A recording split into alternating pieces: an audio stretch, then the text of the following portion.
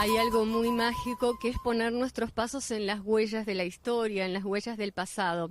Y lo mágico es que además el turismo nos lo permite, especialmente si el turismo es turismo cultural. Y recorrer la historia y ser a veces partícipes, también protagonistas, es mágico porque uno puede recordar el pasado, el ayer de la Argentina, no solamente en los museos, que de hecho preservan muy bien este pasado, sino también en una esquina, en una calle, entre los muros de una casona, en un empedrado, en una estancia, en el paisaje y en su gente. Porque de eso se trata el programa de hoy, de escuchar pequeñas, grandes historias que hacen al turismo cultural e histórico en la Argentina.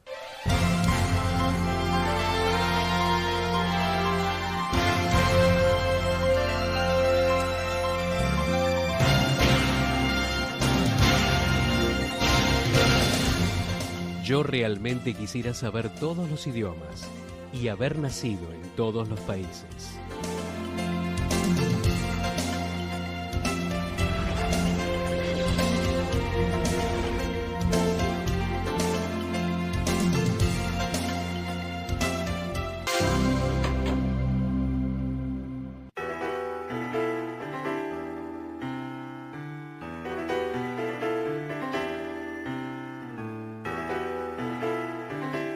Mientras más camino las rutas de Argentina, de norte a sur, más me convenzo de que aunque seamos un país joven y no se haya tenido en su momento quizás un criterio cabal de preservación de monumentos y sitios históricos, la historia argentina palpita, suena, está presente en muchos sitios del país.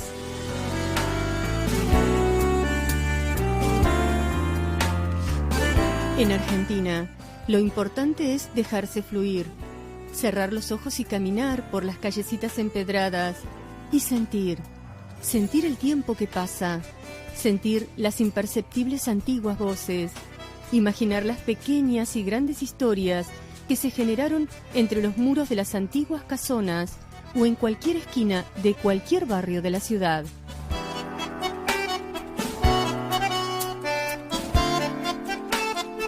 Nunca digo que esta es la primera librería de Buenos Aires. Sí, lo que se sabe, y esto está dicho por Rafael Alberto Arrieta, por Ricardo Rojas, por Domingo Buonocores, por grandes investigadores, que en esta esquina se vendió el primer libro que llegó acá a la Gran Aldea.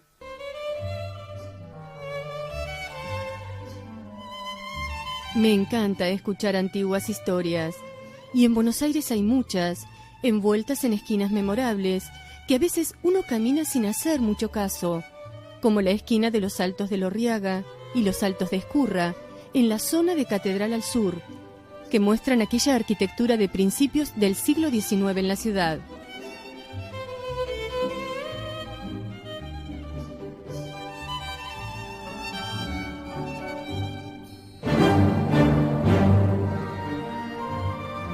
Y hay tantas historias por contar, por conocer, por investigar. En la calle San Lorenzo, que antiguamente era peatonal, en el 380 está la llamada Casa de los Libertos, o Casa Mínima, que tiene el frente más angosto de la ciudad. Una construcción del siglo XIX, con apenas 2,5 metros de frente, que perteneció a ex esclavos negros que fueron liberados después de la Constitución de 1853.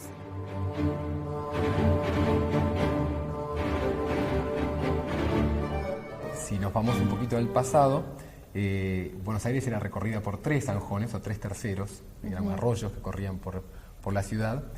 El del sur, el tercero del sur, pasaba aquí por San Telmo. Tuvo varias denominaciones: tercero del sur, el zanjón del hospital, dado que el hospital del Rey estaba muy cerquita, y el zanjón de Granados, porque una familia, que era la Granados, era muy conocida, cuestión gastronómica y demás, sus pastelitos. Esta familia es la que termina dándole nombre de Zanjón de Granados a esta zona, ¿no? Al Zanjón de este sector, digamos.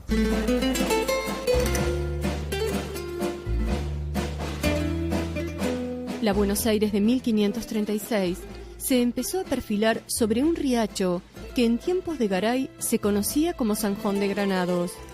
4 siglos después, el propietario de esta casa de San Telmo removió 4 metros de escombro y se encontró con el sueño que cualquier arqueólogo soñaría: La casa estaba sobre 1.500 metros cuadrados de túneles del arroyo olvidado después de su entubamiento en 1860. Y si uno quiere ver piezas de esa prehistoria porteña, no tiene más que acercarse a las prolijas vitrinas de exposición en el lugar.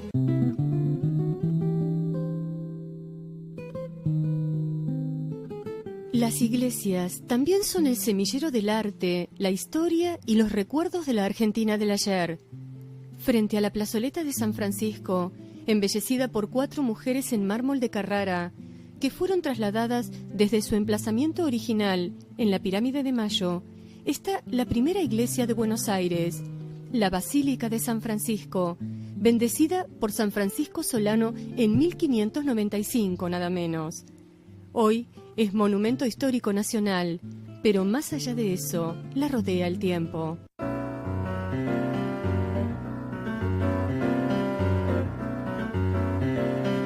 Montserrat es uno de los más antiguos barrios de Buenos Aires. También se pueden buscar retazos de la memoria en ese templo de Nuestra Señora de Montserrat, que también hoy es monumento histórico nacional. Esta iglesia data desde 1769, cuando se desprende de la catedral junto con otras 3 parroquias de Buenos Aires. Podemos decir con certeza que dio el nombre al barrio. Primero existió la parroquia, después el barrio junto a la parroquia. Tenemos la dicha y el honor de compartir junto con el barrio este nombre hermosísimo de Nuestra Señora de Montserrat.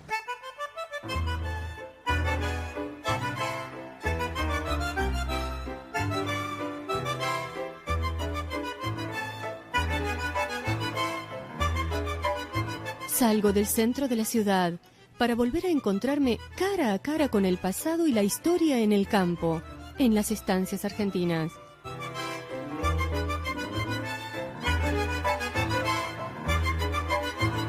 A 19 kilómetros de Luján nos abre sus puertas una estancia histórica de 1824 de una belleza realmente increíble como es la estancia Los Talas. A esta estancia se suma por un lado una naturaleza grandiosa, la historia que albergan las paredes y además una gran biblioteca que es motivo de viajes, de estudios, de eruditos de todas partes del mundo.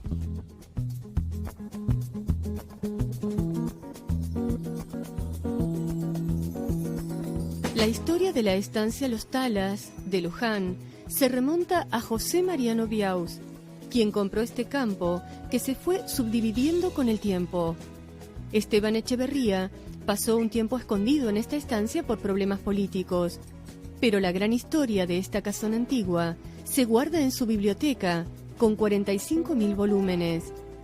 De noche se deben escuchar las voces de escritores argentinos e hispanoamericanos, de poetas franceses, italianos, españoles, clásicos.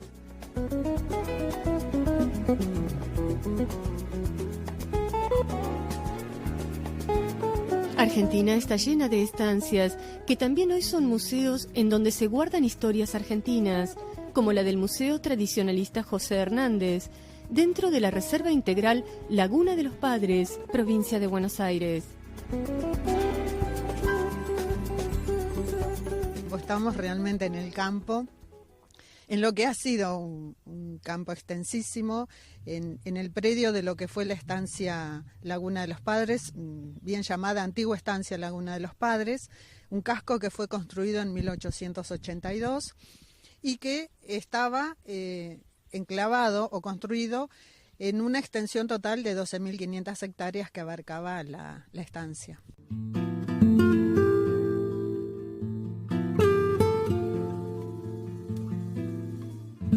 Rumbo al sur de la Argentina se extiende la Patagonia histórica y legendaria. En San Carlos de Bariloche, a orillas del Limay, sobre la ruta 237, a pocos kilómetros del centro de la ciudad, funciona todavía un antiguo boliche, hoy como restaurante típico. Allí entró al 1900, cuando funcionaba un almacén de ramos generales. Hay quienes dicen que por allí pasó Butch Cassidy, y la memoria se despliega en fotografías y libros antiguos. este ha sido el lugar más importante de la región de Nahuel Huapi. Allá en los últimos días, 1999, se estableció a las riberas del lago Nahuel Huapi el primer hacendado, apenas cuando el territorio estaba recién incorporado a la nación. Este hacendado era un cowboy norteamericano, tejano, Jared Jones. Se estableció aquí en 1899. Primero arranca como una estancia. En un momento, en un arreo, tiene un accidente, se quebró una pierna de una manera feroz. Y un amigo se hizo cargo de sus bienes aquí, en este lugar donde estamos. Abrió un almacén de ramos generales.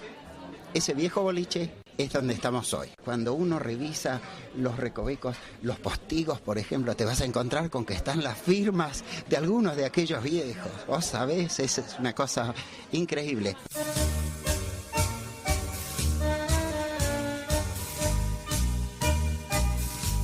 Las rutas de la historia argentina.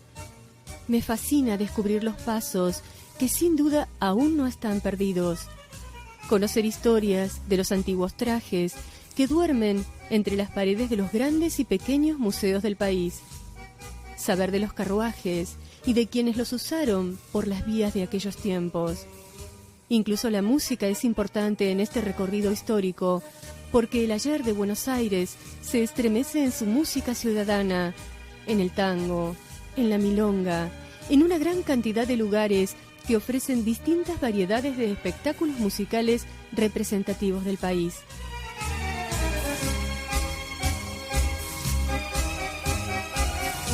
¿Está realmente tan lejos la historia? ¿Son tan imperceptibles aquellas antiguas voces que nos precedieron?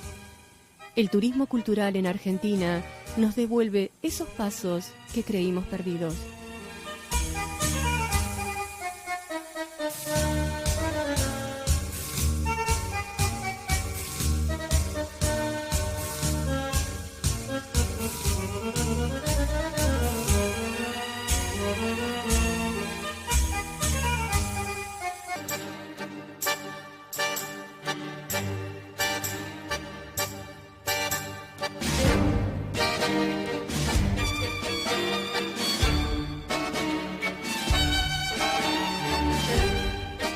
La historia es contar la historia. Por eso me vine hasta aquí, hasta la esquina de Maipú y Santa Fe, en Buenos Aires, para conocer la historia argentina desde sus armas, en su evolución desde el siglo XVI hasta la actualidad. Mi viaje por la evocación del pasado argentino termina hoy en este Museo de Armas en Buenos Aires. El coronel Bonino, director del museo, vino a recibirme y me fue acompañando por las distintas salas para ir recomponiendo el pasado argentino a través de sus armas, junto a María Marta, la impecable guía del lugar.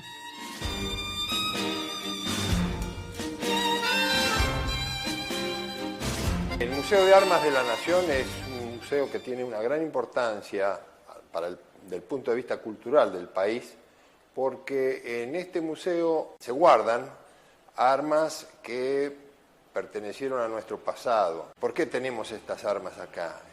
Esto hay que referirse al origen del museo, que es la creación del museo en el año 1904 por un decreto del Poder Ejecutivo, siendo presidente el general Roca. Es así que tenemos un patrimonio de más de 5.000 armas.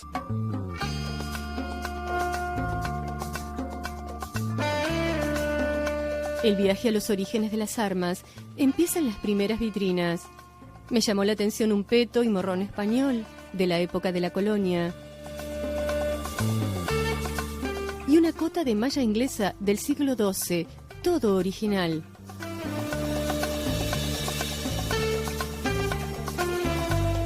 En la sala de armas blancas Guillermo Brown hay espadas y sables, una gran cantidad de clases de espadas que trajeron los conquistadores, de lazo, de taza, firmadas por famosos espaderos de Toledo como Juan del Toro, del 1600.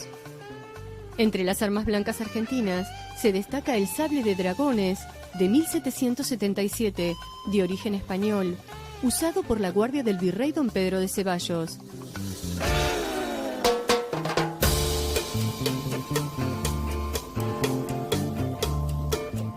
curiosa, un sable belga combinado con un revólver sistema Le Foyer.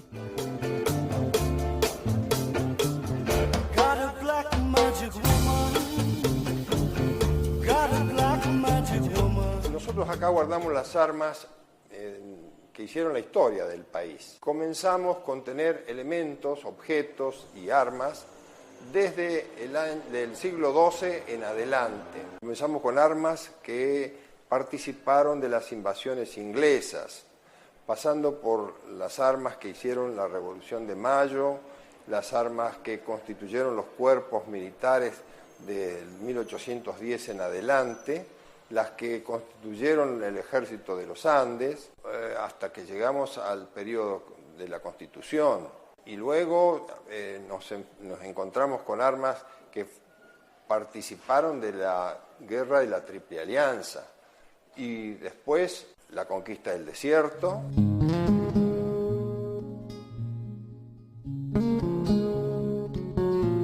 Una de las salas más importantes es la Libertador General San Martín, que inicia en 1536 con la llegada de don Pedro de Mendoza. En aquel momento las armas de fuego eran a bancarga, se cargaban por boca con el sistema de encendido de mecha. Este sistema después fue reemplazado en la época de la colonia por el sistema de llave en chispa.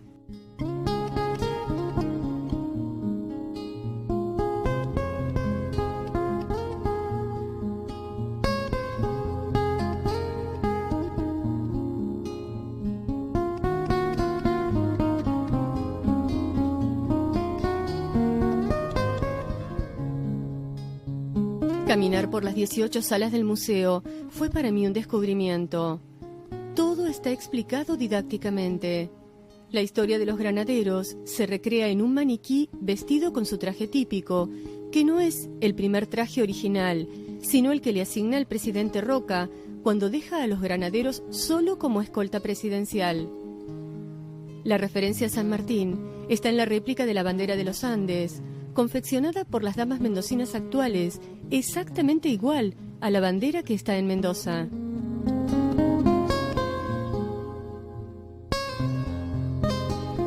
También vienen estudiosos de las armas, gente que escribe artículos y libros sobre armas en particular, especialmente dedicada a una determinada arma, por ejemplo, y acá la encuentran el arma y la miran, la analizan.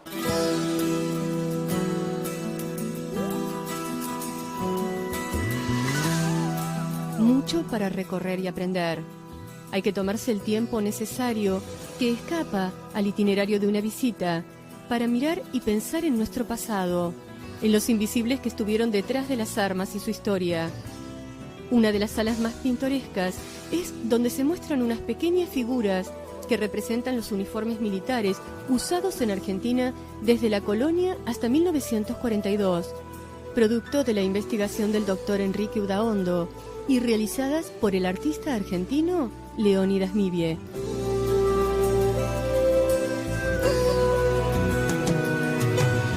El museo está abierto para todo tipo de público. Acá nos visitan desde familias que traen a sus niños, que lo ven al museo muy interesadamente porque les llama la atención la cantidad de armas que tenemos en exposición y porque además hay una relación con el conocimiento de la historia.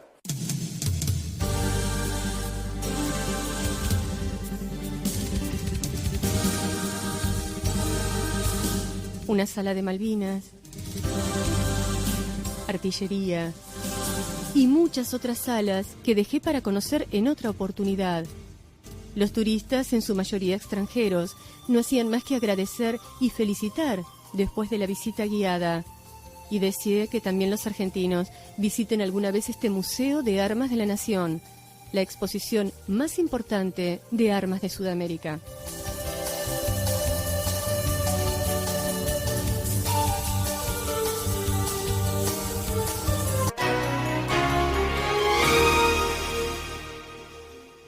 recuperar el amor por la historia, por el pasado. Yo creo que es una de las claves para poder entender mejor este presente argentino que estamos viviendo. Argentina es un país joven, pero tiene igualmente muchas rutas históricas y culturales por descubrir si uno tiene la pasión y sabe poner el oído en tantos lugares del país. Porque esto es viajar. Quizás, como decía el gran viajero y literato argentino Manuel Mujica Lainez, viajar es nada menos que deambular por el mundo oyendo historias. Chau, hasta la semana que viene.